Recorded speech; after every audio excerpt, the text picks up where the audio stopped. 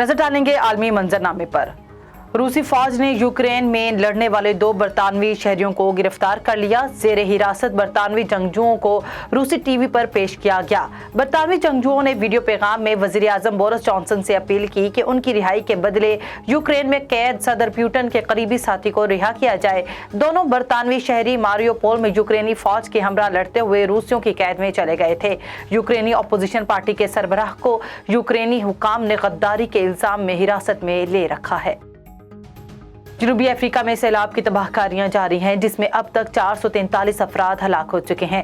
गैर मुल्की media reports के मुताबिक जनूबी अफ्रीका के जनूबी मशरकी साहिली इलाके में आने वाले सैलाब ने शदीद तबाही मचाई है, जिसमें हुकाम ने अब तक 443 अफराद की हलाकत की तस्दीक की है, जबकि मुतअद्दिद अफराद ताहाल लापता हैं।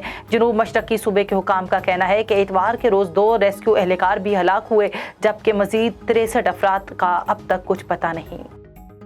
अमरीकी रुकन कांग्रेस इल्हान उमर आज पाकिस्तान के दौरे पर इस्लामाबाद पहुंचेंगे। रिपोर्ट्स के मुताबिक इल्हान उमर पाकिस्तान की आला क़यादत से मिलेंगे और आज़ाद कश्मीर का दौरा भी करेंगे। डेमोक्रेटिक पार्टी से ताल्लुक़ रखने वाली इल्हान उमर अमरीकी कांग्रेस की रुकन बनने वाली पहली 2 मुसलमान ख़वातीन में से एक हैं।